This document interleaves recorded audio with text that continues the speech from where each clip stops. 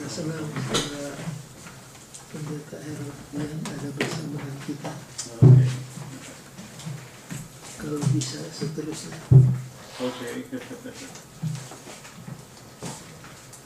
Baik, kuartal ini kita akan pelajari tentang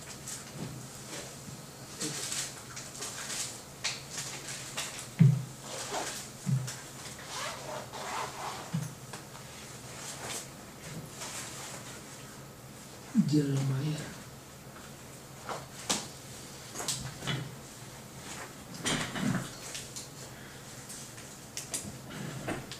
Kalau saudara dengar nama ini, apa yang tercetus di benak saudara pertama?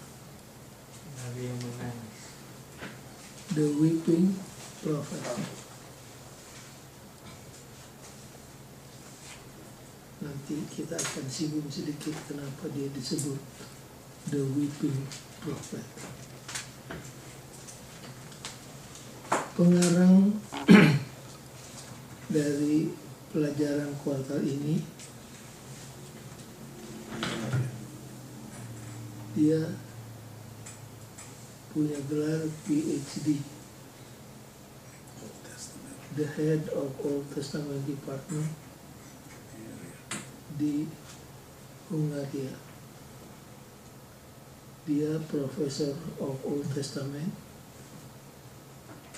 juga di bidang Yahudi, tentang Yahudi, dan dia punya degree LLD, itu Doctor of Law.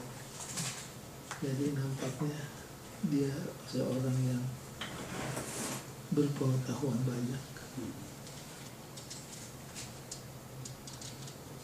Apa arti Jeremia?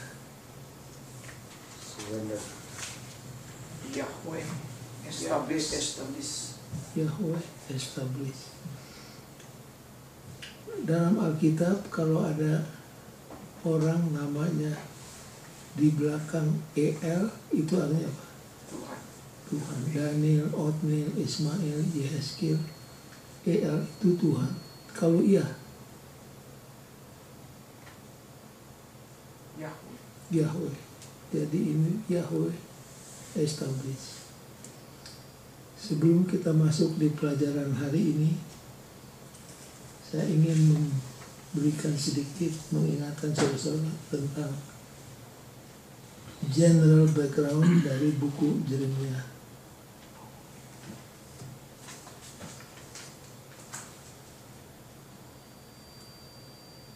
Tadinya bentuk pemerintahan Israel disebut apa? United Kingdom. Teokrasi.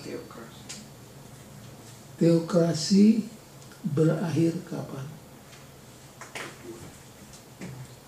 Waktu bangsa Israel minta kepada Samuel untuk minta raja seperti bangsa-bangsa yang lain. Ya. Samuel menangis, mengadu kepada Tuhan. Tuhan katakan, jangan sedih, jangan susah. Yang ditolak bukan kamu. Yang ditolak saya. Kalau mereka maksa mengangkat raja seperti bangsa-bangsa lain, silakan. Tuhan itu hebat. Kalau dipaksa, dia izinkan, tapi dengan apa? Konsekuensi yang harus ditanggung. Tuhan katakan, bilang sama mereka, Samuel, kalau sampai mereka punya raja manusia seperti bangsa lain, inilah risikonya. Ditulis dan dibacakan. Inilah risikonya.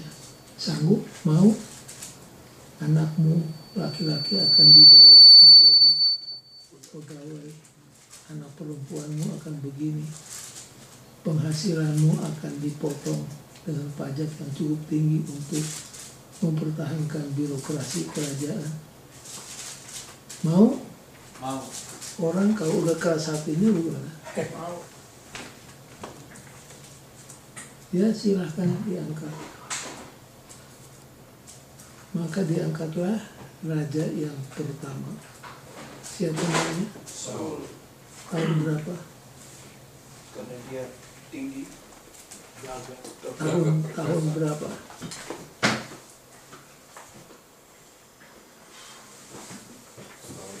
Seribu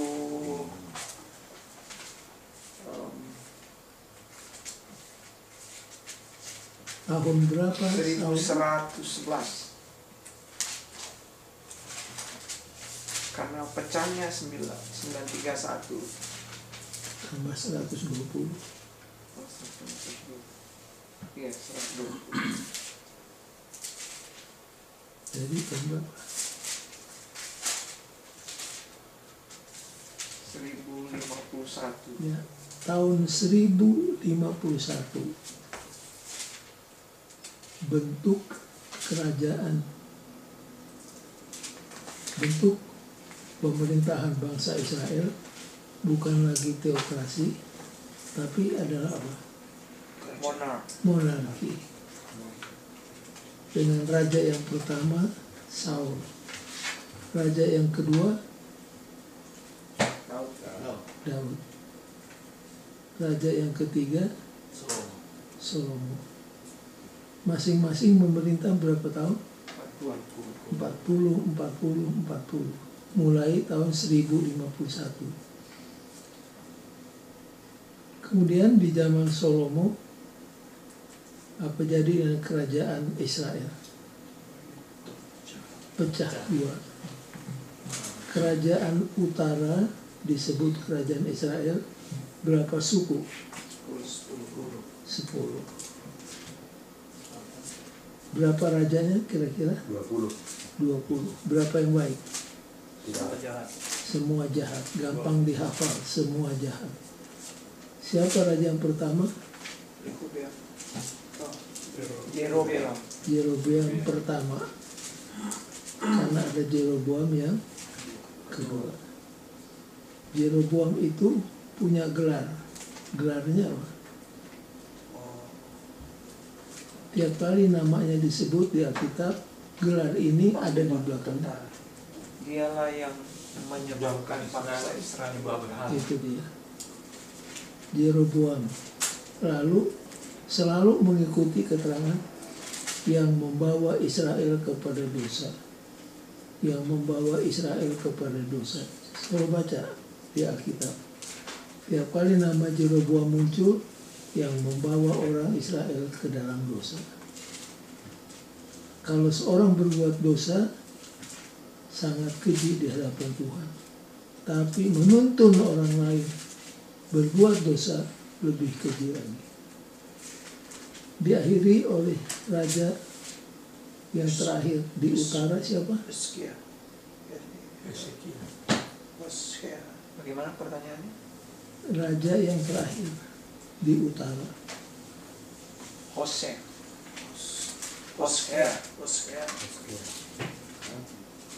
Nabinya siapa? Hosea. Rajanya? Hosea. Betul. Jangan lupa. Rajanya Hosea pakai H. Nabinya Hosea. Jadi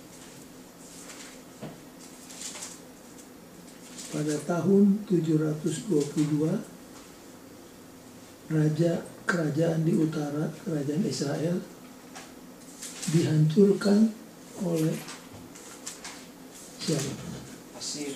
Assyria. Itulah yang disebut di Assyrian Captivity.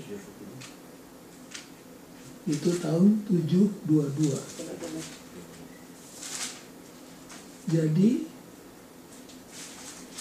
diangkutlah orang-orang Israel ke Assyria. Lalu penggantinya dimasukkan bangsa-bangsa kafir. Nah, bangsa yang sisa, bangsa Israel yang sisa beramalgama dengan bangsa kafir. Muncullah bangsa apa? Samaria.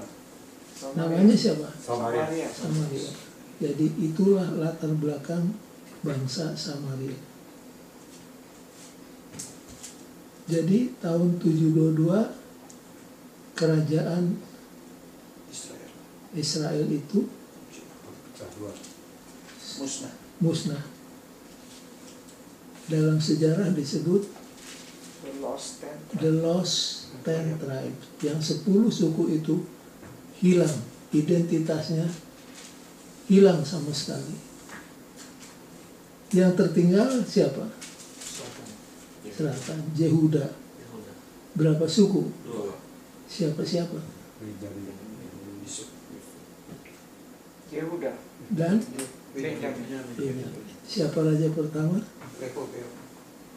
Rehoboam. Raja yang paling akhir, Sedekia. Baik. Di mana letaknya Yeremia dalam sejarah yang kita sudah sebutkan tadi? Di selatan Yehuda.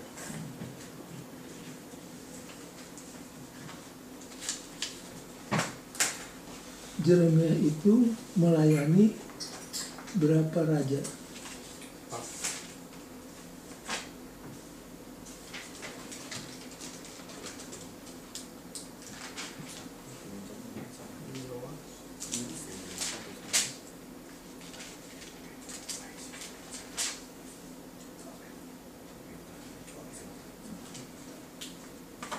Coba kita baca pasal pertama ayat pertama Yeremia. Pak Manurung.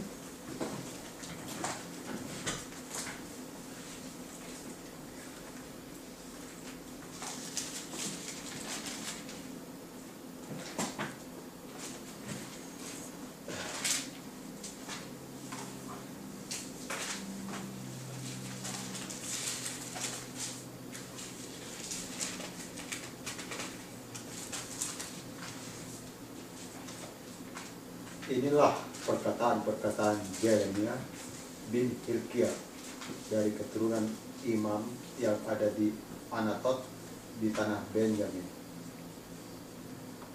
Terus Dalam zaman Yosia bin Amon, Raja Yehuda, dalam tahun yang ke-13 dari pemerintahannya, datanglah firman Tuhan kepada Yeremia. Firman itu datang juga dalam zaman Yoyakim bin Yosia Raja Yehuda sampai akhir tahun yang ke-11 zaman Zedekia bin Yosia Raja Yehuda, hingga penduduk Yerusalem diangkut ke dalam pembuangan dalam bulan yang ke-5. jadi berapa raja? 5. Mulai Josia, Yosia, Jojakim, Jehoyakim, Jehoyakim, Yoahas, Jehoyakim, Sedekia. sekali lagi Josia, Yoahas, Jehoyakim, Sedekia. Oke. Jadi dia survive 5 raja: Josia, Yehoahaz, Yehoyakim, dan Sedekia. Siapa yang kontemporer dengan Yeremia? Nabi yang hidup sejaman dengan Yeremia siapa-siapa?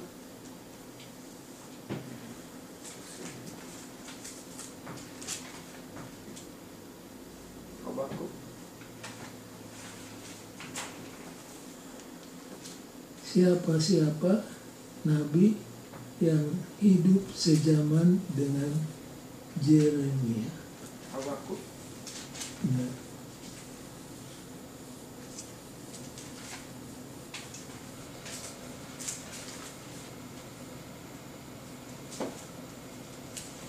Daniel dan Yehezkiel.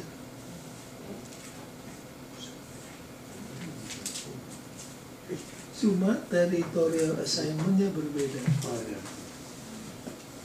Yehezkiel assignment-nya di mana? Istana. Di bangsa. Pembuangan Yehezkiel bangsa dibuang. di Babylon, Babylon. in general Babylon. Kalau Daniel di Istana. istana, dia nabi istana, khusus di istana. Dari sejak awal sampai matinya di istana. Yeremia di mana? Yerusalem. Di Tidak. Yerusalem. Jadi Yeremia melayani orang-orang Yehuda yang tidak diangkut ke Babylon. Sedangkan Daniel dan Yehezkiel melayani umat Tuhan yang diangkut ke Babylon.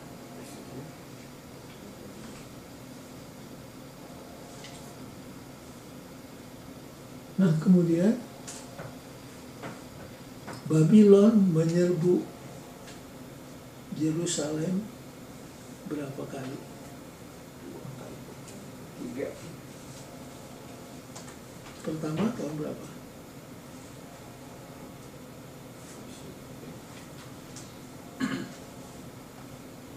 Pertama tahun 605. Disitulah Daniel, Sadrak, Mesak, Abednego diangkut. Kemudian penyerbuan yang kedua tahun 597. By the way, penyerbuan pertama raja yang memerintah siapa? Nebukadnezar. Di Yehuda yang memerintah siapa? Yehoyakim.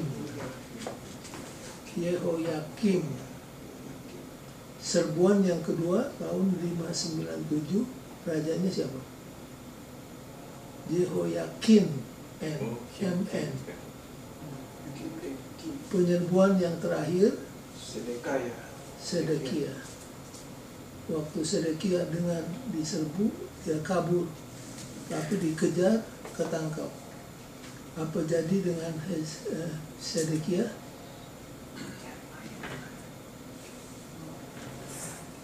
Anak-anaknya dibunuh di depan matanya. Sesudah anaknya dibunuh, matanya dicungkil. Sedekia.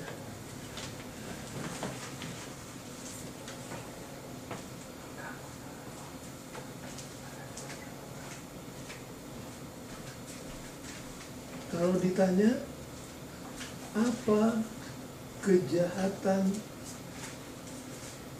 Israel di utara, Yehuda di selatan, sehingga menyebabkan serbuan-serbuan itu datang bertubi-tubi. Satu kata. Bahasa Inggris satu kata, bahasa Inggris dua kata. Unbelief. Bagaimana pertanyaan? Apa yang menjadi dosa kejahatan Israel dan Yehuda sehingga terjadi penyerbuan bertubi-tubi?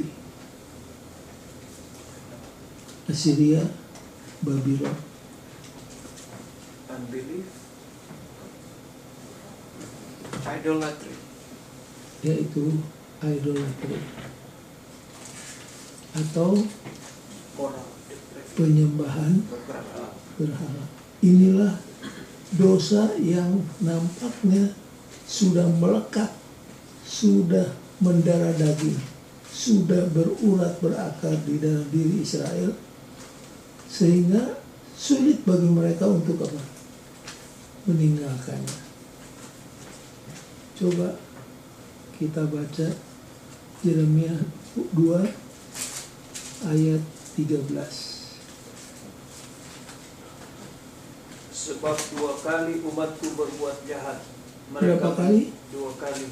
Kalau dalam bahasa Inggris, my people have committed 2 evil. Telah berbuat 2 kejahatan. Apa yang pertama?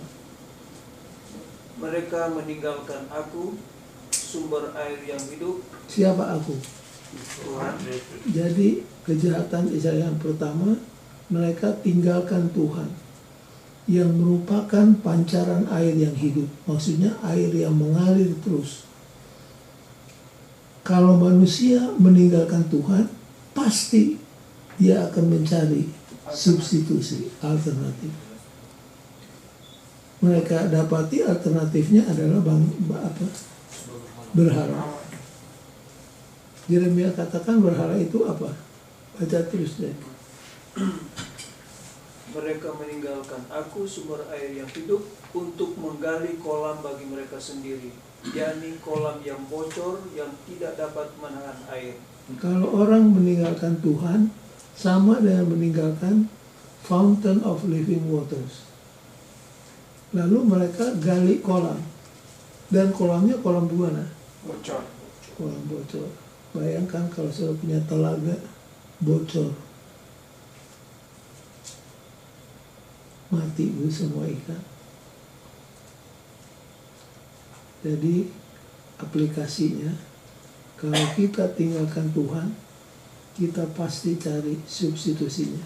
Mungkin uang, mungkin kepelesiran, harta benda, you name it. Semua itu adalah kolam yang berwarna, yang bocor. Tanpa Tuhan, semua adalah kolam bocor.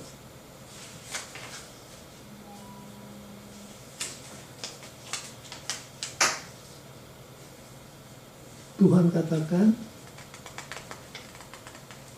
Tuhan itu bicara mula-mula lewat apa? Kalau Tuhan bicara lewat air sungai yang tenang. Tapi kalau air sungai yang tenang ini tidak digubris, Tuhan bicara lewat apa? Puting beliung. Jadi kalau dalam hidup kita Tuhan bicara dengan angin sepoi-sepoi, lebih baik kita apa? Bertobat. Kalau tidak, puting beliung akan apa? Akan datang. Inilah cerita Yehuda dan Israel. Tuhan bicara lewat nabi-nabi. Nabi-nabi dikirim. Tapi nabi-nabi bukan cuma tidak didengar, diapain? Ditangkap, disiksa. Disiksa, ditangkap, bahkan dibunuh. Berulang kali Tuhan kirimkan nabi-nabi. Akhirnya Tuhan katakan sampai di sini, dan Tuhan bicara lewat bangsa Asiria. Hancur, musnah, hilang identitas sebelah utara. Tapi yang lebih jahat lagi yang mana? Atas atau bawah? Atas. Di bawah nggak belajar. Kalau yang di atas, dia di luar. Oh, berarti di bawah. Yang di bawah. Sampai Yeremia bilang, lihat enggak apa yang terjadi sama you punya sister di utara. Karena tidak bertobat, hancur. Kamu juga kalau tidak bertobat akan apa? Yang namanya manusia sudah lihat contoh di atas, masih tidak apa.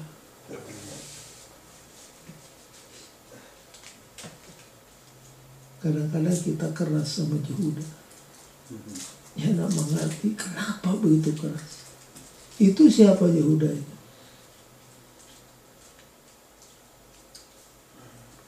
Yehuda itu adalah kita.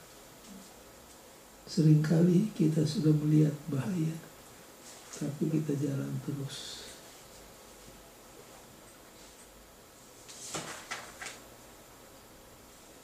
Jadi bangsa Yahudi modern sekarang ini turunan dari mana? Selatan. Dari selatan, Yahudi. Karena yang Israel utara sudah apa? Sudah habis. the lost 10 tribes dalam sejarah. Sekarang, dapatkah saudara melihat mengapa Yeremia menangis? Siapa nggak menangis? Tidak mau bertobat. Nggak mau belajar. Sesudah melihat apa? Contoh di atas. Kalau mereka terus dalam penyembahan berhala, apa yang terjadi di utara akan terulang kembali sama kamu. Tapi mereka tetap apa? Tidak mau dengar.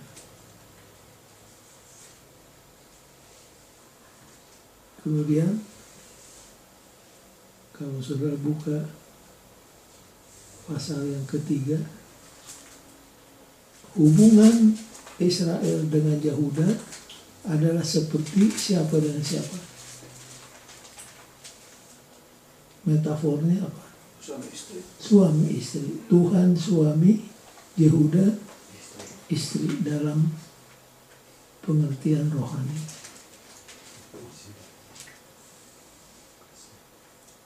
Istrinya sudah kemana-mana. Tapi Tuhan katakan, kalau kamu kembali, saya akan apa? Terima. Akan terima. Coba buka Yeremia 3 mulai ayat 6. Ke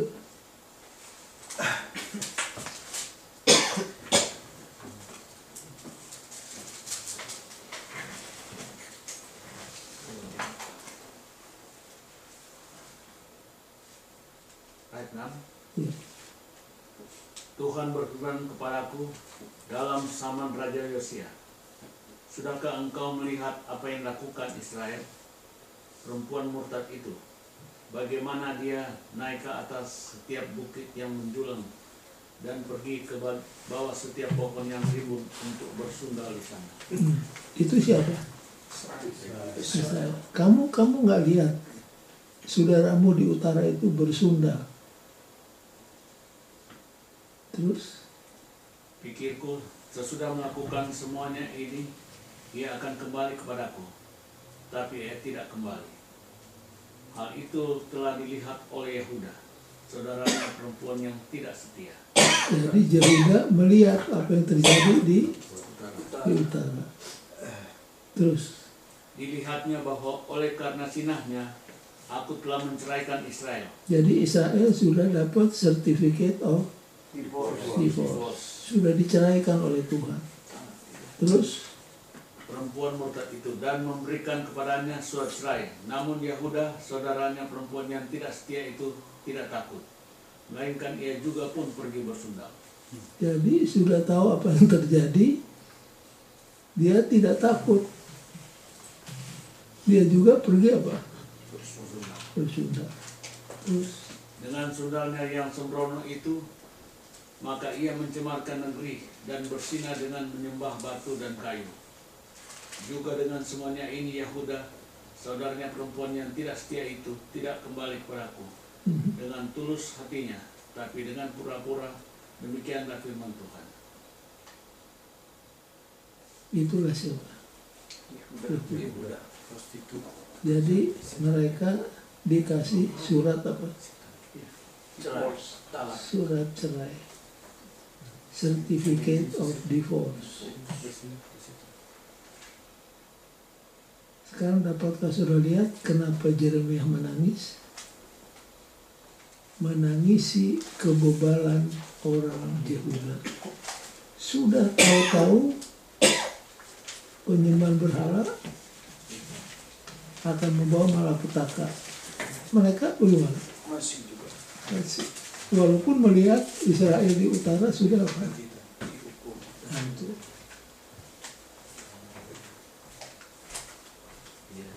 Tangisan Yeremia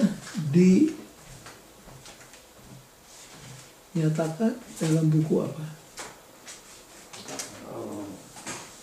Ratapan Lamentation. Lamentation. Lamentation itu ratapan, tangisan yang sedih. menangisi siapa? Yehuda. Yerusalem yang hancur, Ka'bah semua hancur. Yeremia menangis, dia katakan, seandainya kepala saya adalah sumber mata air, saya akan nangis siang dan malam menangisi kebebalan orang Yehuda. Kalau Yeremia hidup di zaman kita, apakah dia akan mengatakan demikian? Untuk direnungkan.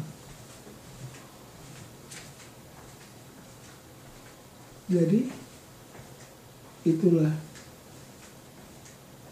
secara singkat sejarah latar belakang daripada Nabi Yeremia. Nah, waktu Yeremia membawa pekabaran dari Tuhan bahwa Tuhan akan membiarkan Babylon menyerbu dan melawan kalau kamu tidak bertobat.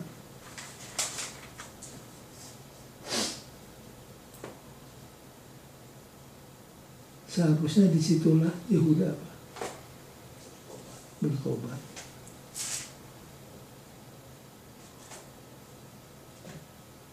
Tapi tidak bertobat.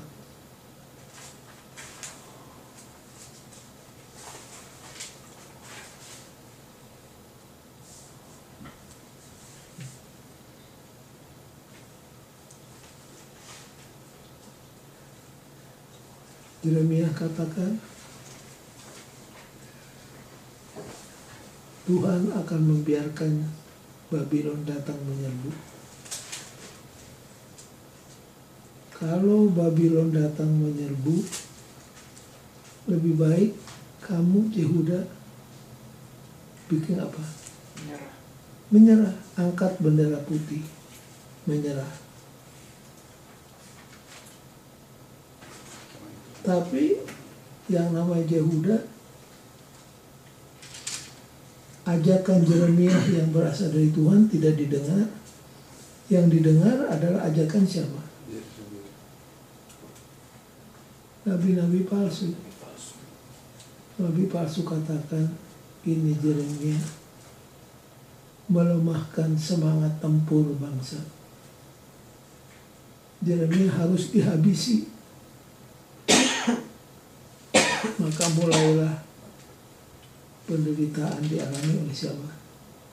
Yeremia. Nanti di pelajaran kita akan singgung. Kalau nabi Tuhan yang benar, pekabarannya bagaimana? Seringkali keras, menemplak, menyakitkan, tapi hasilnya bagaimana? Keselamatan. Kalau nabi palsu, khotbahnya gimana? Oh, yang enak-enak didengar. Untuk mengilik-ngilik telinga, kalau bahasanya Paulus. Tapi akhirnya kehancuran. Kemudian masuklah Yehuda ke dalam masa captivity. Berapa tahun? Berapa tahun Yehuda mendekam di Babylon? 70 tahun. Lama atau sebentar 70 tahun? Lama. 70 tahun. Begitu selesai masa 70 tahun, apakah penyakitnya sembuh atau tidak? Tidak. Masih ada. Penyakit penyembahan berhala sembuh. Kalau baca tulisannya White, Tobat. mereka betul-betul learn From the hard way. the lesson the hard way. Mereka belajar, ambil pelajaran, tapi dengan cara yang sukar sekali karena sempat dihancurkan. Jadi sesudah masa pembuangan di Babel, Yehuda sama sekali tidak mau terbabit lagi kepada apa? Penyembah. Tapi setan pintar. Dulu pendulum itu larinya ekstrim ke kanan. Sekarang pendulum larinya terlalu jauh. Kemana? Ekstrim ke kiri. Ke kiri. Jadi menyebabkan mereka menjadi bangsa yang Fanatik. lebih tepat dari itu, yang Ekstrim. hampir. Supaya terhindar dari berhala, mereka menjadi masyarakat yang Kompromis. Keras mereka. eksklusif. Eksklusif. Makanya waktu Samaria menawarkan diri untuk membantu pembangunan, langsung diapain? Tolak. Karena tidak mau terbabit kepada penyembahan berhala untuk kedua kalinya. Ka'bah yang didirikan oleh Zerubabel ditambah dengan dinding yang tidak ada di dalam blueprint, karena Ka'bah itu adalah rumah untuk segala bangsa. Tapi karena takut terkontaminasi oleh berhala, orang kafir tidak boleh masuk ke Ka'bah sampai di batas dinding yang tingginya hanya kurang lebih setengah meter. Orang kafir tidak boleh melangkah menyeberangi dinding tersebut. Padahal Yesaya 56 ayat 7 katakan, rumahku akan disebut rumah sembahyang bagi segala bangsa. Jadi mereka jadi masyarakat yang eksklusif. Baik, itulah general introduction. Sekarang kita masuk di pelajaran hari ini. Dibandingkan dengan nabi-nabi lain, background dari Yeremia termasuk gimana? Hebat. Banyak. Kalau yang lain kadang-kadang hanya diketahui dari mana dia berasal, siapa bapaknya, hanya itu. Tapi kalau Yeremia lebih banyak keterangan yang kita bisa ketahui tentang Yeremia. Siapa salah satu raja yang baik di Yehuda? Yosia. Sayang dia mati. Nah, waktu dia mati, Yeremia sudah mengerti. Dia bertumbuh waktu Yosia menjadi raja. Jadi Yeremia ikut menangis, sedih karena Raja Yosia yang baik itu mati muda. Nah, karena keterangan tentang Yeremia backgroundnya lebih banyak, ini menolong kita untuk mengerti lebih baik tentang pekerjaannya. Dan seperti nabi-nabi lainnya, Yeremia kalau diukur dengan ukuran manusia, suksesnya hanya apa? Only slight success.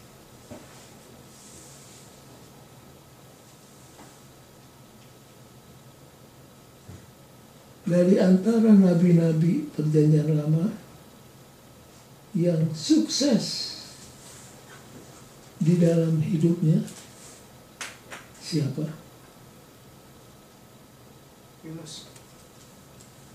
Yunus, satu lagi.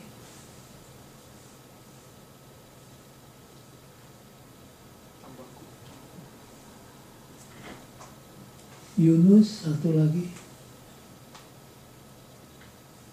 Nabi yang melayani sukses dan dia lihat suksesnya. Satu Yunus.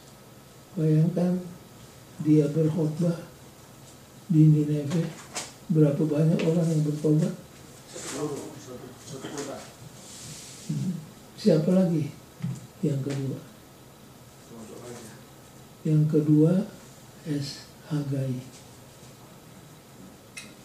Di dalam masa hidupnya, Hagai melihat pembangunan Ka'bah rampung. Hagai bersukacita, Yunus berdukacita. Inilah nabi yang aneh. Orang sedih kalau pekerjaan gagal. Dia sedih Dia berhasil. karena berhasil. Takut ikut hati. Kepalanya nggak benar.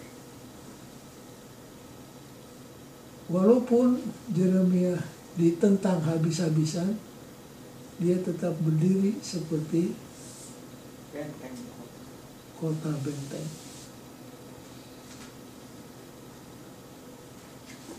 Nanti kita singgung tentang apa? Suffering. Kalau di perjanjian baru siapa yang suffer betul-betul? Paulus. Siapa? Paulus. Paulus.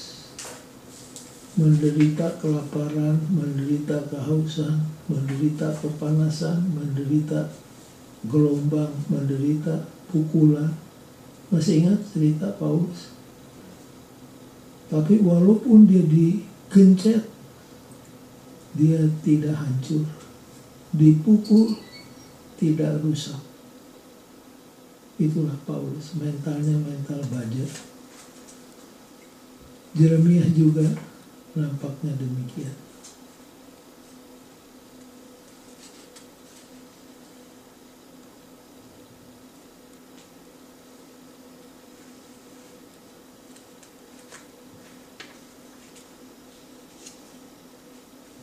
Kalau mendengar nama Nabi,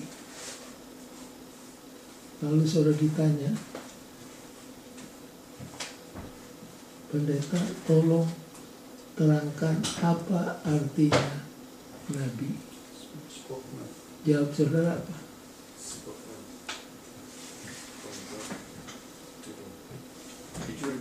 Jubir Allah Juru bicara Allah. pada manusia. Imam juru bicara manusia. Betul.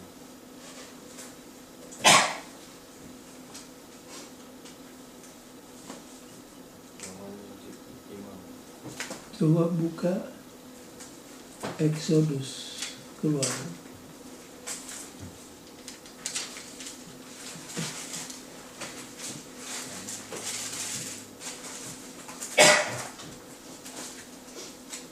Keluaran pasal 7.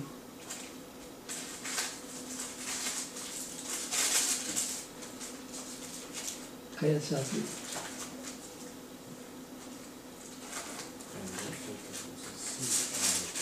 Siapa yang sudah dapat silakan baca. Pasal 7 ayat 1. Berfirmanlah Tuhan kepada Musa, lihat, aku mengangkat engkau sebagai Allah bagi Firaun. Baik, aku mengangkat engkau Sebagai Allah. sebagai Allah Ya. kepada Firaun. Musa sebagai Dan? Harun. Dan Harun abangmu akan menjadi nabimu. Harun abangmu akan menjadi apa? Nabi. Nabi. Nabimu. Kok bisa? Apa maksudnya ayat 2? Firman. Engkau harus mengatakan segala yang kuperintahkan kepadamu. Dan Harun abangmu harus berbicara kepada Firaun supaya dibiarkannya orang Israel itu pergi dari negerinya. Jadi dari sini kelihatan Tuhan akan mengangkat Musa, mengangkat Harun sebagai Bicara. your prophet. Jadi your prophet ini artinya apa?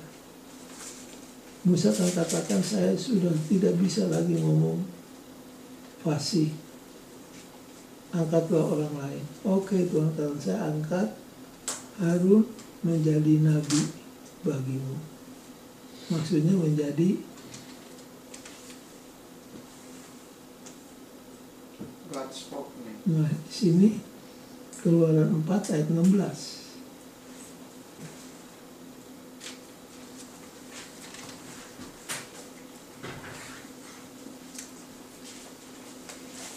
Keluaran 4 ayat 16.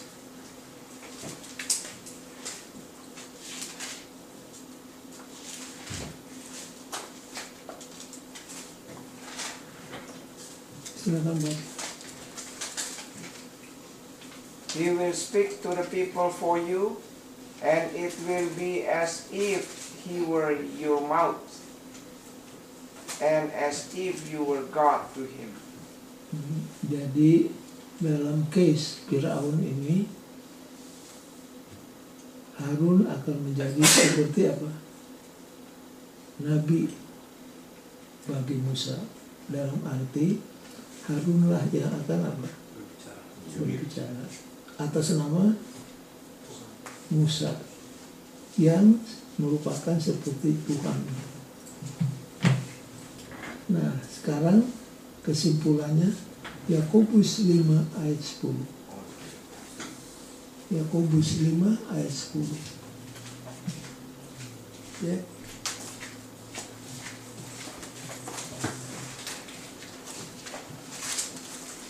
Yakobus 5 Ayat 10. Saudara-saudara, ikutilah teladan penderitaan dan kesabaran para nabi yang telah berbicara demi nama Tuhan. Oke, berbicara demi nama Tuhan. Itulah konklusinya. Nabi itu adalah orang yang bicara demi nama Tuhan. Kalau di Indonesia siapa? Harmoko. Ya, Harmuk. jubir, juru bicara.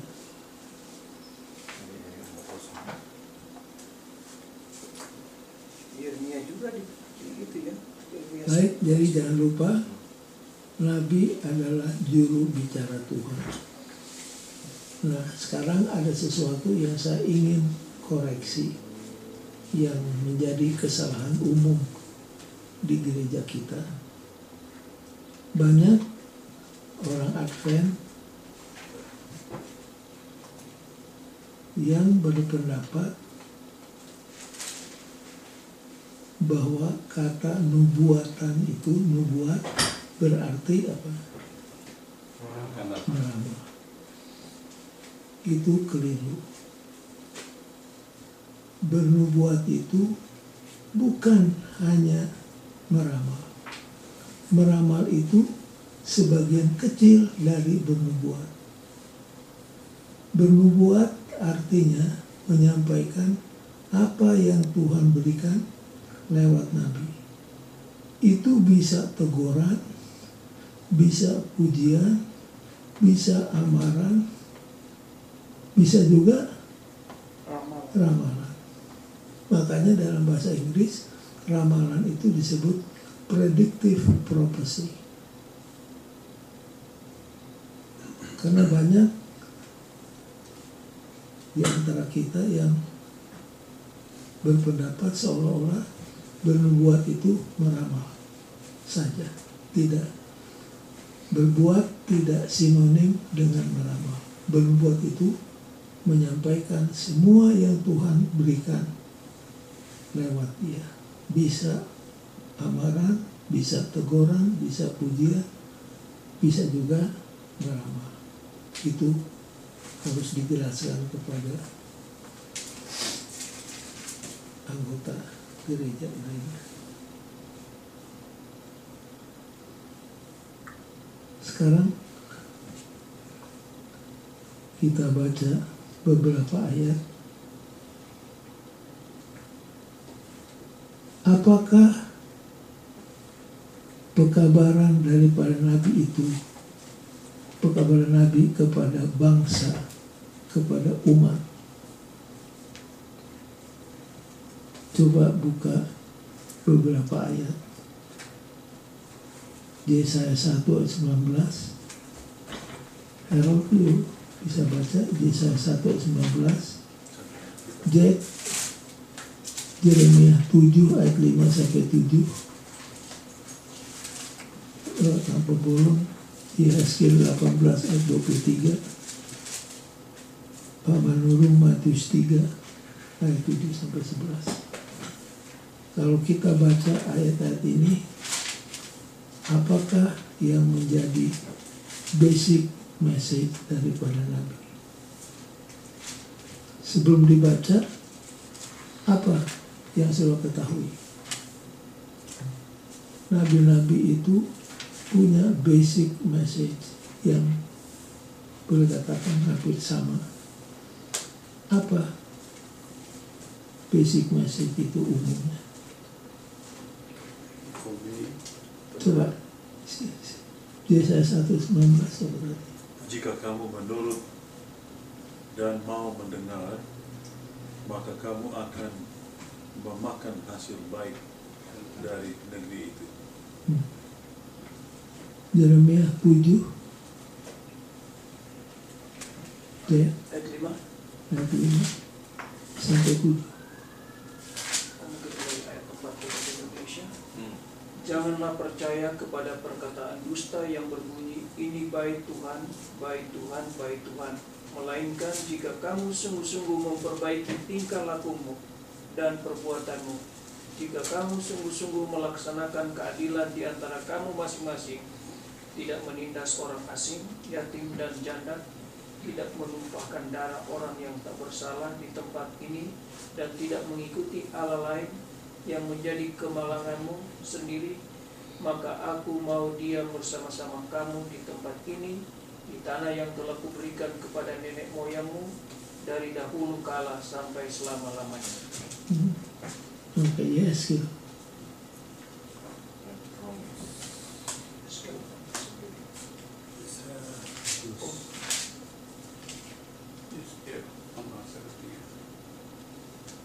Ya, 18 ayat 23. Siapa?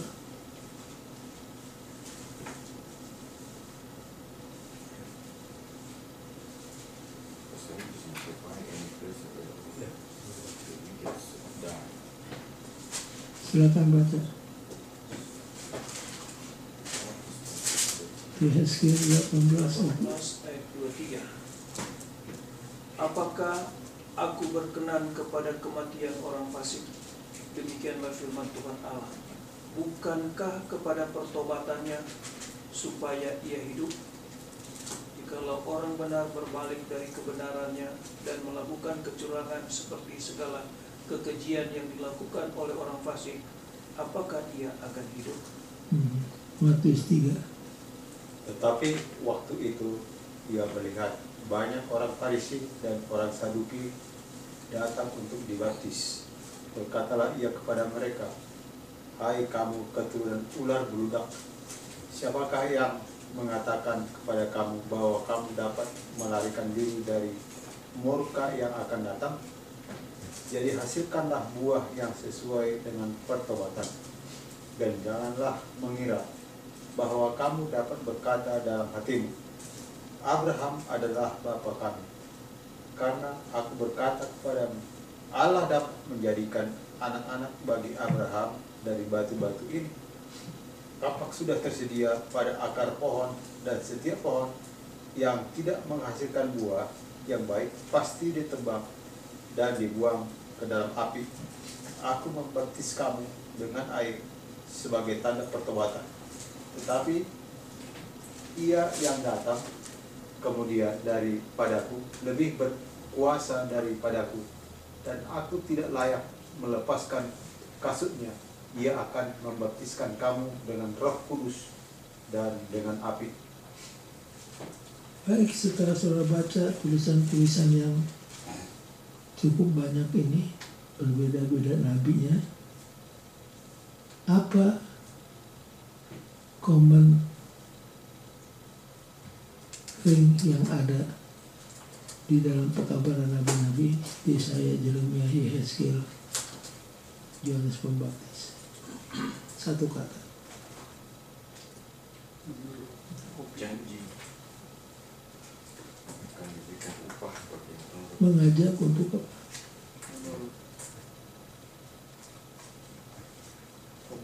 Bertobat. Kalau baca, larinya akhirnya ke situ. Bertobatlah karena kerajaan surga Sudah kata sudah dekat. sejauh cepat-cepat. Dan tugas ini is a heavy calling. Next time.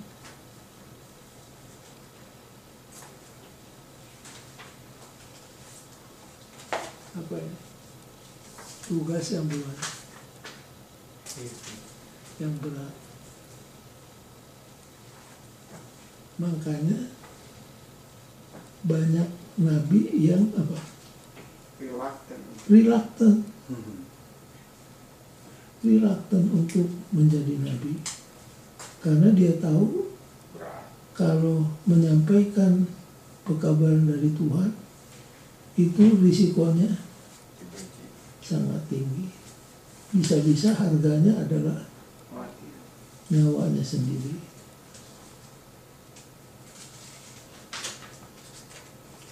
Tapi kalau nabi palsu gimana? Pekabarannya selalu Sedap didengar. enak didengar. Jadi orang mau datang lagi untuk mendengar. Man pleaser. Yang paham. Oh. Man pleaser. Man pleaser.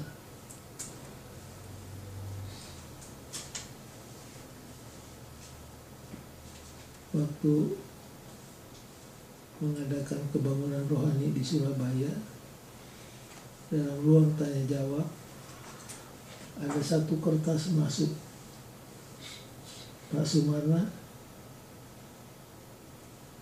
dalam case Ellen White, orangnya sendiri tidak mau mengaku nabi. Kok gereja Advent seenak-enaknya aja ngangkat dia jadi nabi? Tolong diterangkan. Saya tanya yang menulis pertanyaan ini ada di sini atau tidak? Mula-mula segan dia. Saya bilang, wah kalau tidak ada di sini, bagaimana? Hanya diangkat tangan juga. Rupanya salah satu direktur departemen di daerah.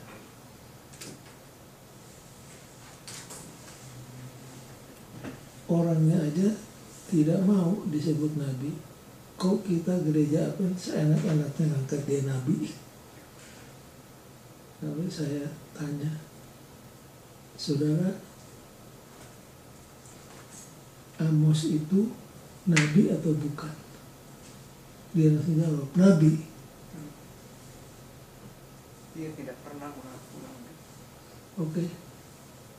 Kalau gitu baca buku Amos. Dia bukan anak nabi, bukan nabi, hanya pemungut. Saya minta dia baca buku Amos.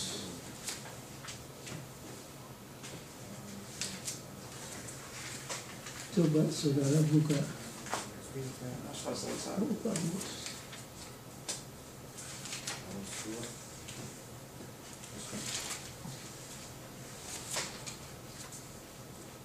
Yehezkiel.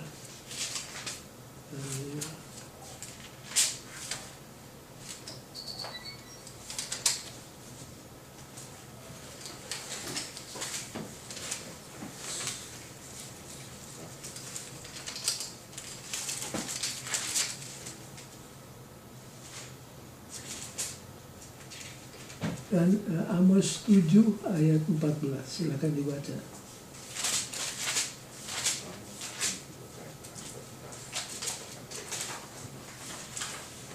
Amos answered Amaziah, I was neither a prophet nor a prophet's son, but I was a shepherd and also took care of sycamore fig tree.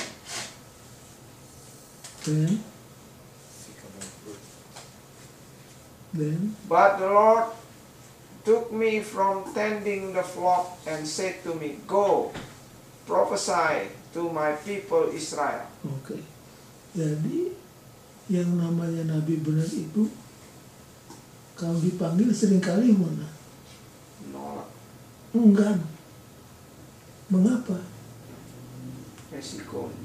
Satu, kalau menerima gelar nabi risikonya sangat tinggi. Bisa-bisa nyawanya sendiri jadi harganya. Nyonya White memang pernah diinterview. Are you a prophet? Dia katakan, I don't claim to be a prophet. So, if you are not a prophet, who are you? I am a messenger of the Lord. Which is fire. Kalau nanti besok lusa engkau mati, apakah Tuhan akan mengangkat seorang penggantimu? Lalu katakan, my writings will become a testimony to the church till Jesus comes. Kesaksian tulisan-tulisanku akan menjadi kesaksian kepada sidang sampai Tuhan datang. Nah, di zaman White situasinya lain lagi. Orang yang mengaku nabi langsung dianggap suspek, nabi palsu. Karena iblis ini pintar, dia belajar nubuatan. Dia tahu saat-saat kapan Tuhan akan membangkitkan nabi. Sebelum nabi benar ini bangkit, setan membiarkan nabi-nabi palsu bermunculan. Supaya setiap orang yang mengaku nabi terus menjadi apa? Olokan. Suspek, olokan. Waktu zamannya Nyonya White, nabi-nabi palsu mana yang muncul? Satu dari Mormon, Joseph Smith. Yang kedua dari Christian Science, Mary Baker Eddy. Lalu Unley dan nama-nama lainnya. Jadi dengan demikian setiap orang yang mengaku nabi langsung ditolak. Itu strategi dari setan.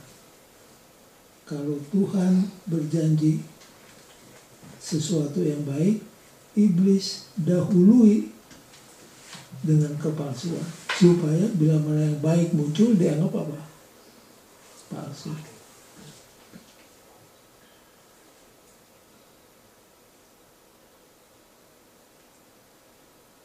Di Perjanjian Baru, siapa yang harus membayar kepalanya karena dia melaksanakan pekerjaan nabi?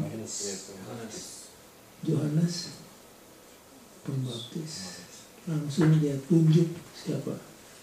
Herodes. Akhirnya dia harus bayar dengan kepalanya.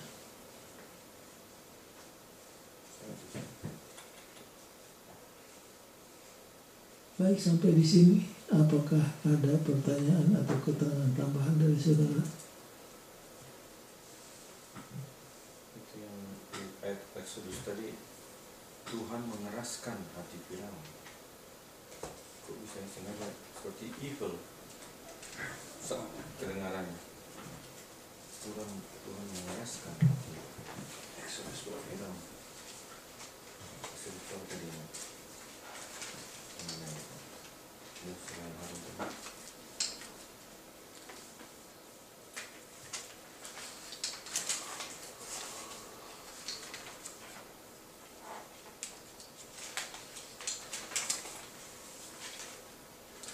Kurang pasal 7. Kurang pasal 7.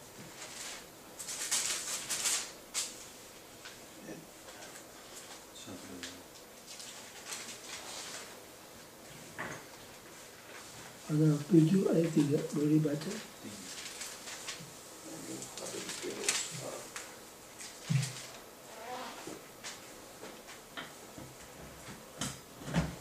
Siapa yang baca? I will harden Pharaoh's heart and multiply my signs and my wonders in the land of Egypt. Tapi aku akan mengeraskan hati Firaun dan aku akan memperbanyak tanda-tanda dan mujizat-mujizat yang kubuat di tanah Mesir. Sekarang baca pasal yang ke-8 ayat 15.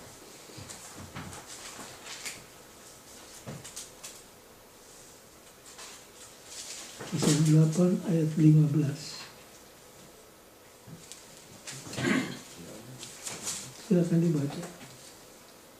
Tetapi ketika Firaun melihat bahwa telah terasa kelegaan, ia tetap berkeras hati dan tidak mau mendengarkan mereka keduanya seperti yang telah difirmankan Tuhan. Seperti ada apa? Bertolak belakang. Kalau di pasal sebelumnya, Tuhan mengeraskan. di sini Dia Padahal Firaun sendiri yang mengeraskan hati. Tapi kalau Tuhan sudah keras kan makanya jadi keras. Harden itu atau keras itu bisa dua arti. Yang satu memang stubborn, yang satu dia to make it firm. Memang orangnya memang sudah begitu. oke, sekarang ditambah 1 Samuel 6 ayat 6.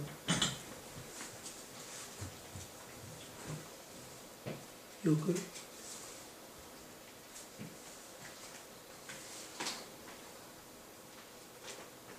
Wherefore then do ye harden your hearts as the 1 Samuel 6 ayat 6. Therefore then do ye harden your heart as the Egyptians and Pharaoh hardened their hearts when he had wrought wonderfully among them. Did they not let the people go and they departed? Bahasa Indonesia. Yeah.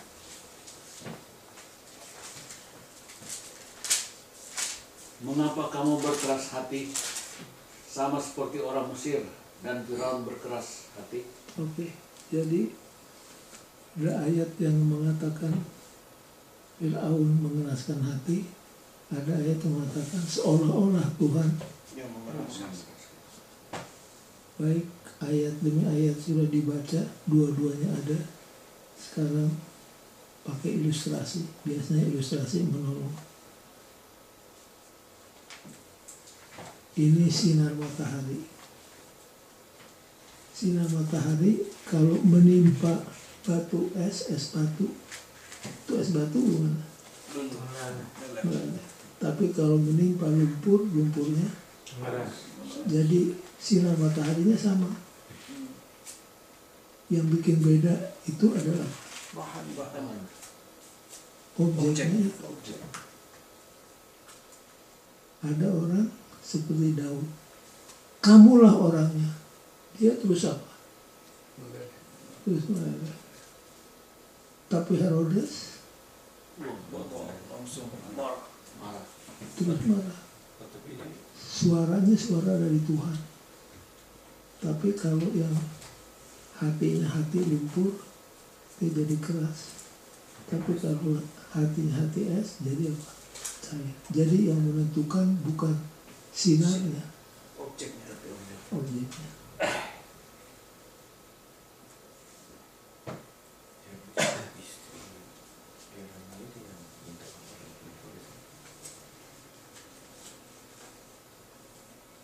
Jadi kalau dikatakan Tuhan mengeraskan hati Firaun, bukan karena Tuhan sengaja membuat Firaun jadi keras. Memang hati Firaun sudah keras.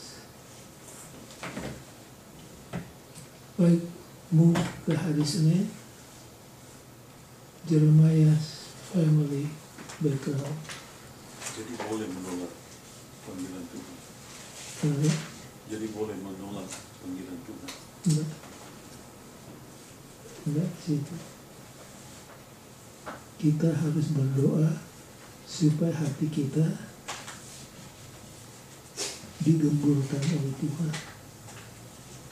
Meminta supaya Tuhan berikan hati apa?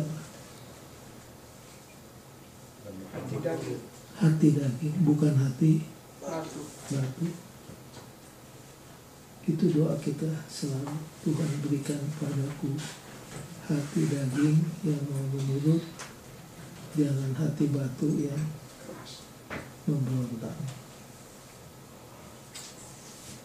Kalau ditelaah Jeremiah's family background, Jeremiah ini turunan apa?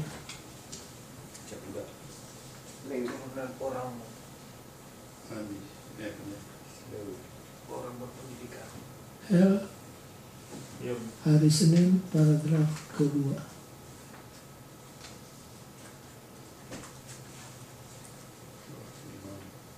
Sebagai seorang anggota keimamatan orang Lewi, Yeremia telah dididik untuk pekerjaan suci sejak masih kecil.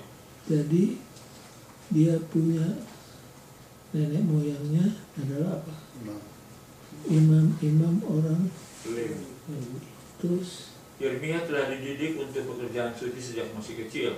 Pada tahun-tahun persiapan yang menyenangkan itu, ia sedikit saja menyadari bahwa ia telah diurapi sejak lahir untuk menjadi nabi bangsa-bangsa, dan ketika panggilan ilahi datang, ia diselubungi dengan perasaan ketidaklayakannya. Ah Tuhan Allah, serunya, sesungguhnya aku tidak pandai berbicara, sebab aku ini masih muda. jadi begitulah Nabi respons kepada panggilan. Ada perasaan apa? Sense of his unworthiness. Apa unworthy? Tidak Tidak layak. Tidak layak. Di saat saudara merasa layak, di situ. Tidak Tidak layak. Di saat saudara merasa tidak layak, di situ. Kelayakan. Di saat saudara merasa kuat, di situ. Lemah. Di saat saudara lemah, Kuat tadi kuat. itu yang disebut biblical paradox.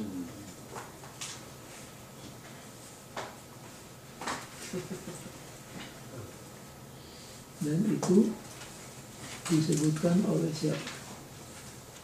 Di dalam perjanjian baru, perjanjian baru siapa ngomong begitu? Paulus di saat aku lemah. Apa Paulus katakan?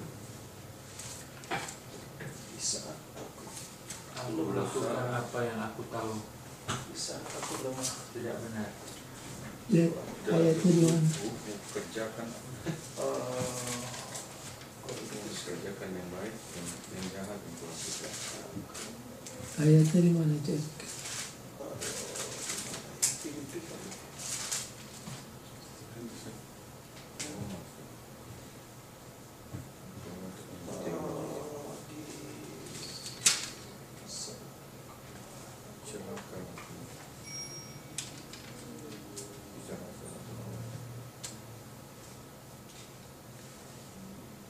Paulus berkata, di saat aku lemah, di situ aku menjadi kuat.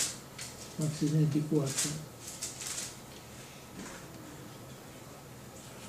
Itu adalah kata-kata dari Paulus.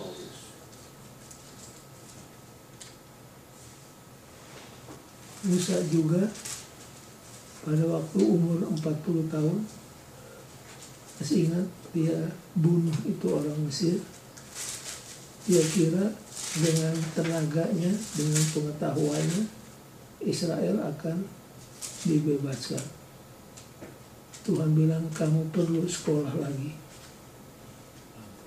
Kali ini sekolahnya di mana? Di tanah Midian. 40 tahun kemudian Musa dipanggil. Musa katakan apa? Aku nggak tahu jalan. Saya tidak sanggup. Di saat dia merasa tidak sanggup, di situ Tuhan menyanggupkan dia.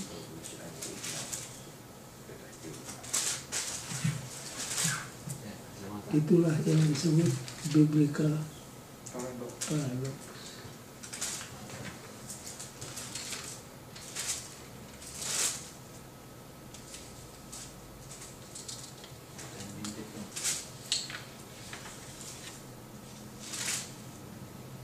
Di hari Selasa tadi sudah kita bahas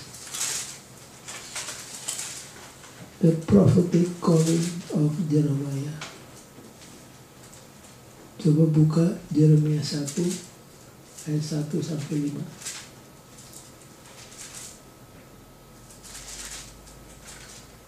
Siapa boleh baca?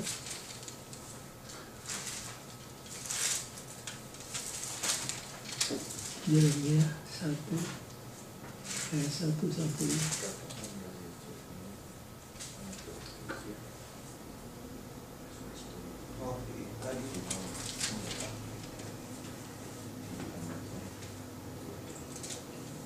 Dia boleh baca Gimana? Yeremia 1 ayat 1 sampai 5.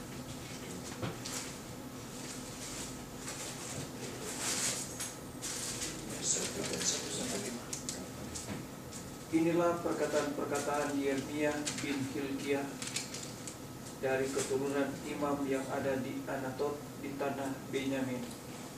Dalam zaman Yosia bin Amon, Raja Yehuda, dalam tahun yang ke-13 dari pemerintahannya, datanglah firman Tuhan kepada Yeremia. Firman itu datang juga dalam zaman Yoyakim bin Yosia, Raja Yehuda, sampai akhir tahun yang ke-11 zaman Sedekia bin Yosia, Raja Yehuda, hingga penduduk Yerusalem diangkut ke dalam pembuangan dalam bulan yang ke-5. Firman Tuhan datang kepadaku bunyinya, sebelum aku membentuk engkau dalam rahim ibumu, aku telah mengenal engkau, dan sebelum engkau keluar dari kandungan, aku telah menguduskan engkau. Aku telah menetapkan engkau menjadi nabi bagi bangsa-bangsa. Maka aku menjawab, Tuhan Allah, sungguhnya aku tidak pandai berbicara, sebab aku ini masih muda. Baik. What does this tell us about Jeremiah's calling? Ayat-ayat ini menceritakan apa tentang panggilan Yeremia. At least ada dua. Yang pertama, ya, baca paragraf pertama. Hadis Selasa.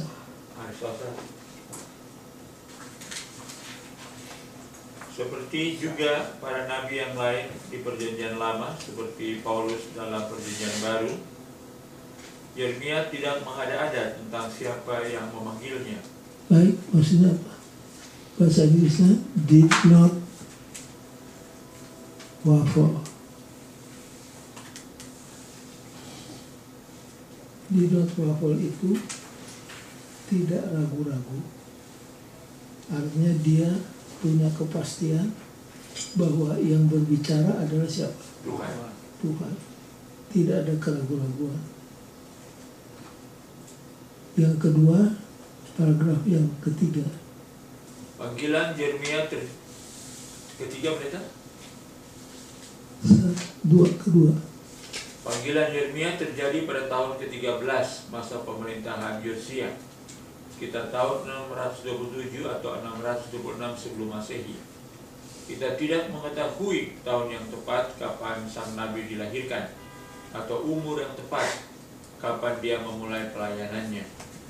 Namun seorang anak kecil, seseorang yang terlalu muda untuk tugas yang diberikan kepadanya.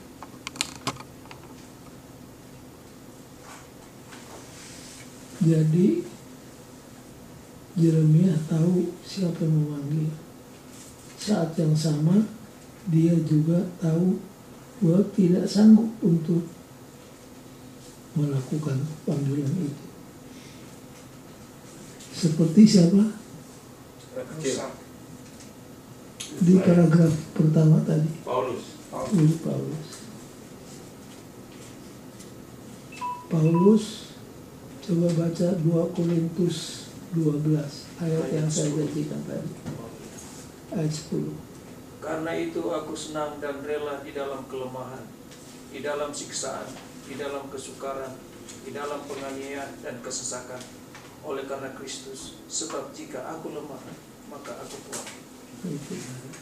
Di saat aku merasa lemah, di situ kuat. Kenapa?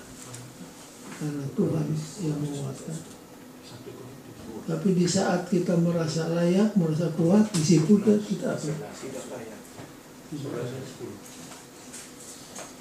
Jadi umumnya nabi-nabi yang dipanggil responsnya demikian. Kalau nabi palsu sebelum dipanggil sudah mengumumkan diri.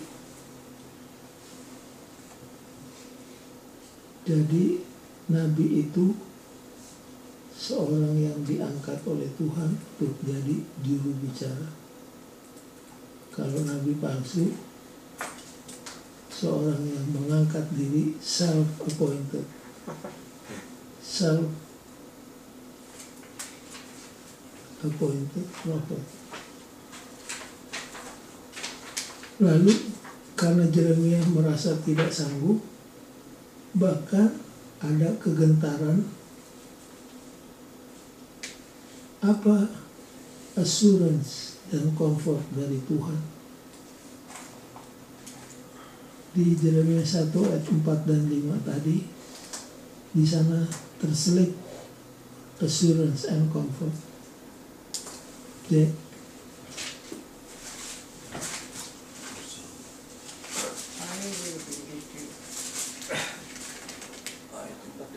Firman Tuhan datang kepadaku bunyinya, sebelum aku membentuk engkau dalam rahim ibumu, aku telah mengenal engkau. Dan sebelum engkau keluar dari kandungan, aku telah menguduskan engkau. Aku telah menetapkan engkau menjadi nabi bagi bangsa-bangsa.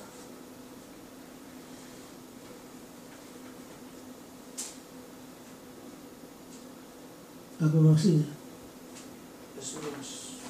Sudah dikuduskan, sudah ditetapkan. Apa yang dikuduskan?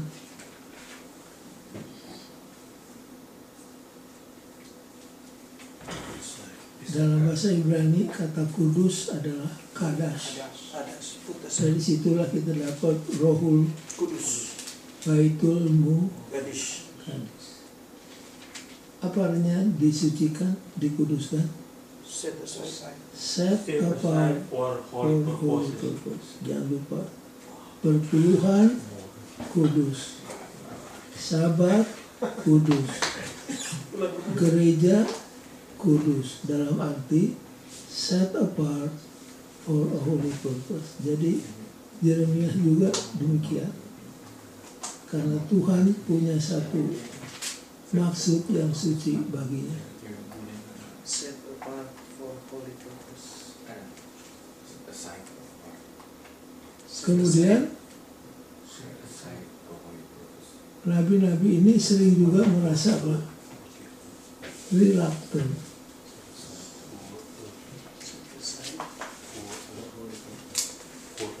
Siapa-siapa merasa reluctant?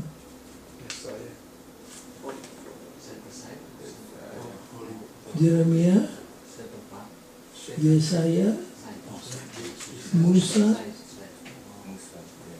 Ellen White merasakan adanya sense of unworthiness.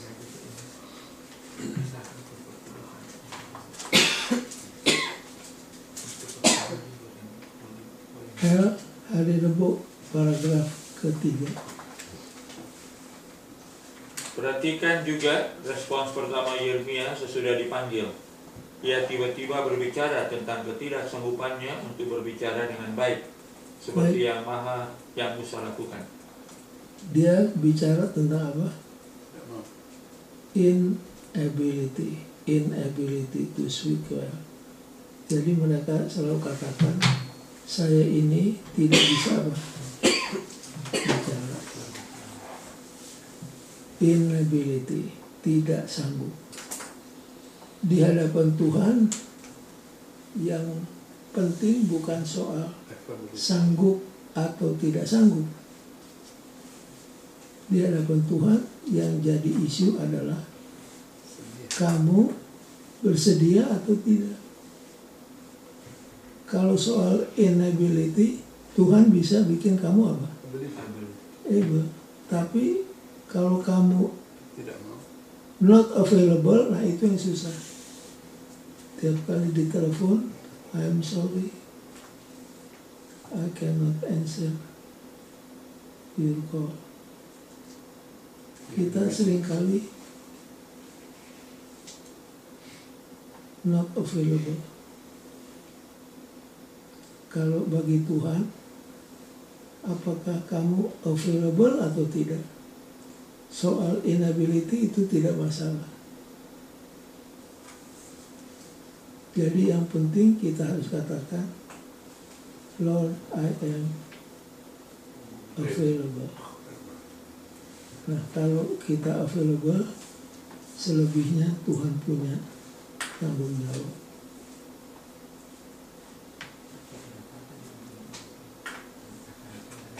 Pertanyaan.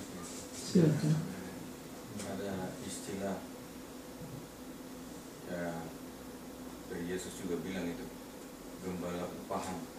Nah, pertanyaan saya, bagaimana seseorang bisa mengetahui bahwa dia itu seorang yang terpanggil? Jadi dia mau jadi pendeta oleh karena terpanggil, bukan karena profesi atau upahan atau dan lain hal. Si baca Matius 7 ayat 20.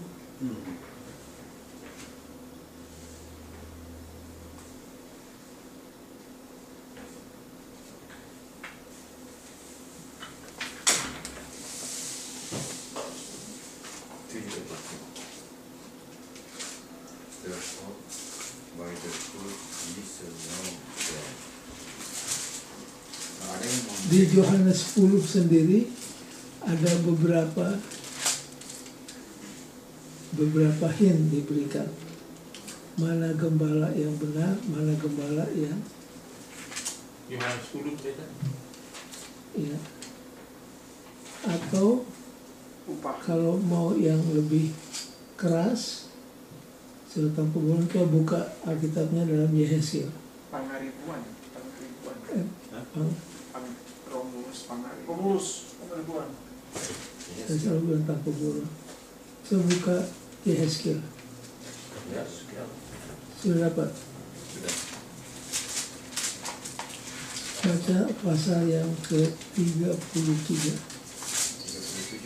37. 33. Nanti di situ kelihatan mana yang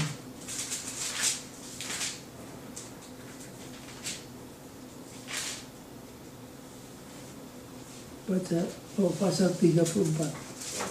Baca ayat yang pertama mulai.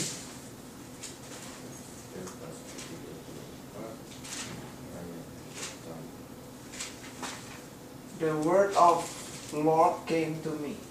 Son of man, prophesy against the shepherd of Israel. Prophesy and say to them, this is what the sovereign Lord says. Woe to the shepherd of Israel who only take care of themselves. Should not shepherd take care of the flock? Jadi gembala yang palsu adalah gembala yang ngurus apa? Diri sendiri. Dirinya sendiri. Bukan ngurus siapa? Nah, yang kedua, ayat 3. You eat the curd, clothe yourself with the wool, and slaughter the choice animals, but you do not take care of the flock. Jadi kamu tidak memberi makan siapa? Domba-domba. Itu ya, apa gembala bayaran tuh begitu.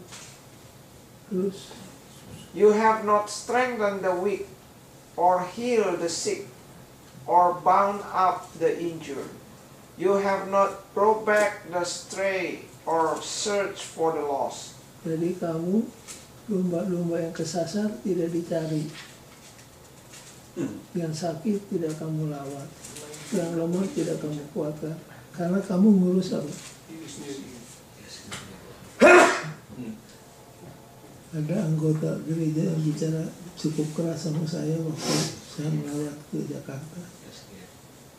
Dia tidak sebut nama. Dia bilang, Pak Sumana, sekarang ini ada gembala-gembala yang tidak lagi menggembalakan domba, tapi berburu kijang. Mobil kijang. Mobil gitu. Dia bilang, tidak lagi menggembalakan domba, tapi berburu kijang sibuk. Ini di pasal 34. Jadi saudara mulus boleh baca seterusnya nanti di rumah. Iya. Nah, di sini kelihatan gembala yang asli itu yang bagaimana. Dan pada klimaksnya, kalau gembala bayaran, dia lihat singa, apa yang dia buat? Lari. Dia lebih dulu lari. Dia lebih dulu selamatkan diri, dibiarkan dombanya menjadi Mangsa. makanan. Saya pernah dengar sedikit dari mulut salah satu pendeta di Amerika sih. Saya tanya, kira-kira pendeta merasa terpanggil? Saya tidak merasa saya terpanggil. Mungkin saya cocok jadi lawyer. Lalu ada anak muda juga yang kelihatan ordanya sudah bagus. Mau ditanya, apa sudah mau jadi pendeta nanti? Nah, saya harus dengar dulu saya bagaimana saya terpanggil.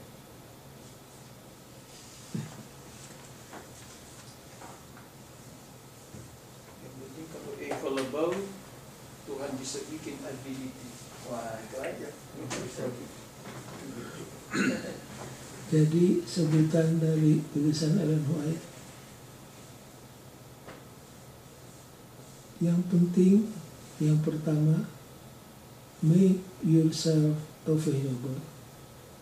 Kalau kita menyatakan diri siap, tersedia untuk melayani, maka soal kuasa, soal sukses, itu adalah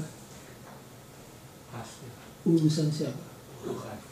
Yang penting kita make ourselves available. Seperti Yesaya, waktu ditanya, siapakah yang akan suruh? Yesaya katakan, here am I, send me. Di sini aku Tuhan, utuslah aku. Itu namanya membuat diri apa juga. Dan Tuhan menuntut kepada kita apa yang dituntut Tuhan. Tuhan tidak menuntut sukses. Tuhan menuntut faithfulness dalam mengerjakan pekerjaan kita.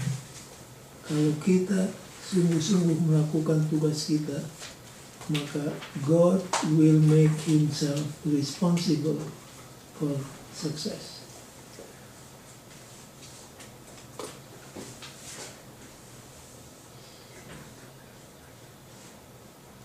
Baik, kemudian yang hari Kamis note di sana, ini tentang apa?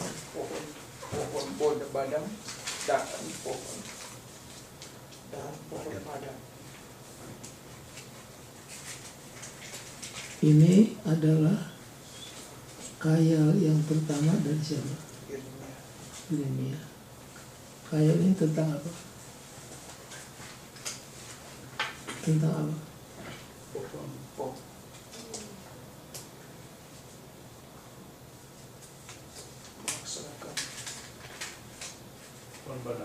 Coba untuk terakhir kita baca Yeremia 1 ayat 11 sampai 19.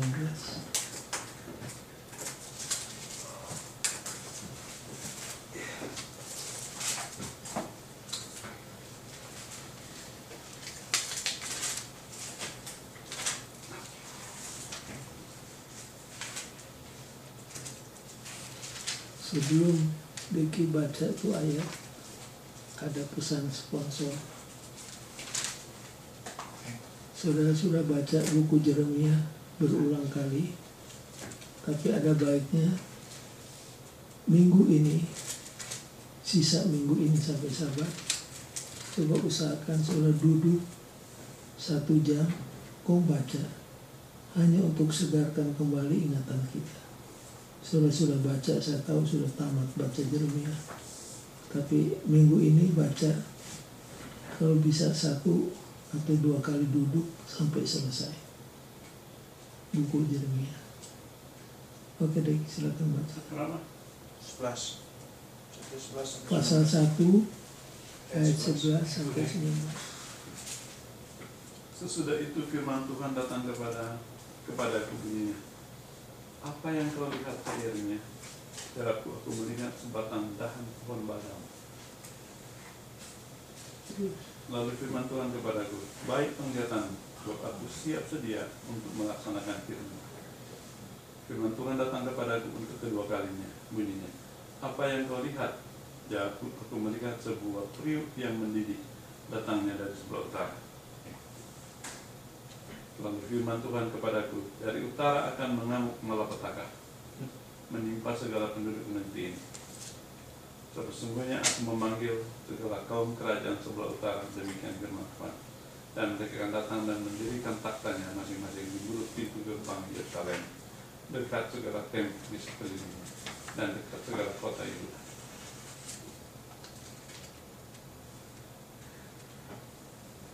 Terus, Jadi ini kayak tentang apa? Aku melihat a boiling pot, ketel yang apa? Mendidih. Itu siapa? Babylon. Babylon. Datangnya dari mana? Utara. Coba saudara lihat ke sini. Misalkan ini Yerusalem, Yehuda. Babylon itu di sini. Mestinya ini apa? Timur. Timur. Tapi kenapa disebut Utara. utara? Karena padang. Di sini padang gurun yang hebat. Jadi Nebukadnezar kalau mengadakan penyerangan Harus naik ke atas. muter dulu ke sini. Sudah sampai sini baru apa? Turun. Makanya selalu sebut dari mana? Utara. Jadi secara geografis Babylon itu di sebelah timur Yerusalem. Tapi karena adanya padang pasir yang hebat, bisa-bisa serdadu mati di sini. Makanya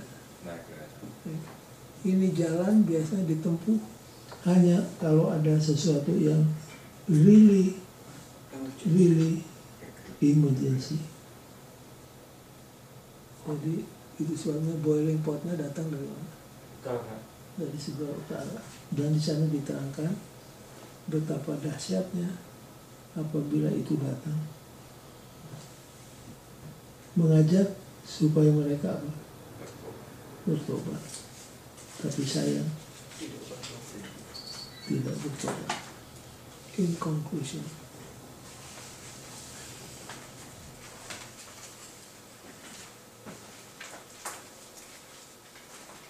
Jeremiah's reaction mula-mula not positive. Karena apa? Karena dia ketahui kesulitan yang dia akan hadapi. Dia kalau bergantung hanya kepada dirinya, dia tidak akan sanggup menghadapi tantangan yang ada. Itu adalah initial reaction, merasa ketidaksanggupan. Dan kalau itu ada dalam dirinya, itu adalah salah satu langkah yang benar, merasa tidak sanggup. Siapa yang akan sanggupkan? Tuhan. Yang kedua, Belum ya.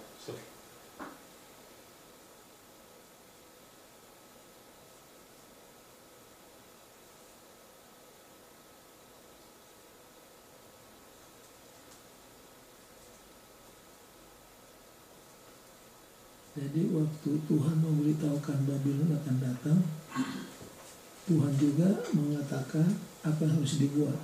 Apa yang harus dibuat? Menyerah. Surrender. Itu saja, surrender. Tapi ini nabi-nabi palsu katakan, wah, masa kita harus surrender? Kita harus bertempur.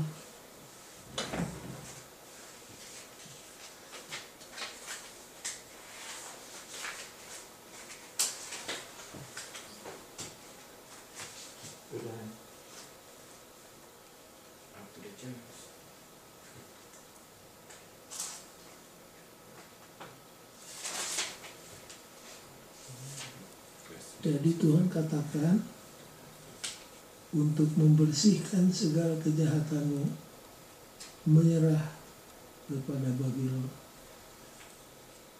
Mereka katakan, masa mesti menyerah? Lalu Tuhan memberikan kata-kata yang ditulis dalam pasal 29. Dan ini adalah kata-kata yang saya rasa paling enak di seluruh buku Yeremia dari Tuhan. Coba buka Yeremia 29 ayat 11. Seharusnya inilah ayat penutup.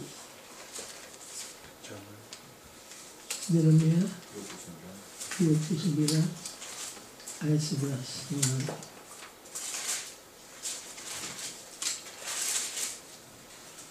Sebab aku ini mengetahui rancangan-rancangan apa yang ada padaku mengenai kamu. Demikianlah firman Tuhan, yaitu rancangan damai sejahtera dan bukan rancangan kecelakaan. Nah, jadi kalau Tuhan mengatakan bikin ini, bikin, karena walaupun kelihatannya menyakitkan, tapi rancangan Tuhan adalah rancangan apa? Damai sejahtera, bukan rancangan yang kecelakaan. Kalau bahasa Inggrisnya,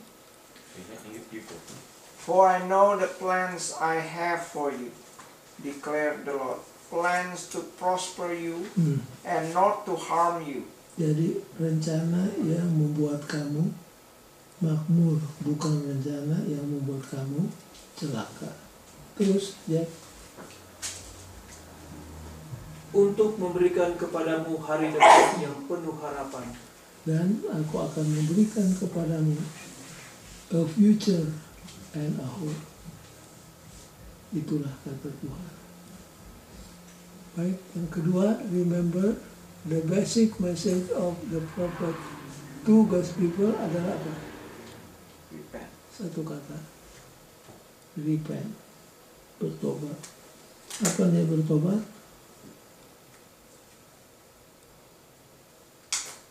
Kalau katakan bertobat itu artinya apa? Kalau di rambu-rambu lalu lintas apa? U-turn.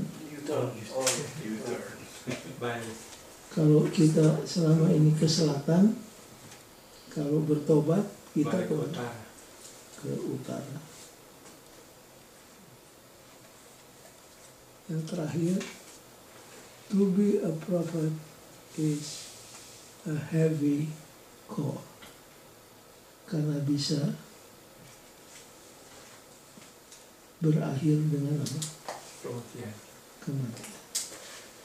Nanti kita akan lihat how heavy was the call to Jeremiah.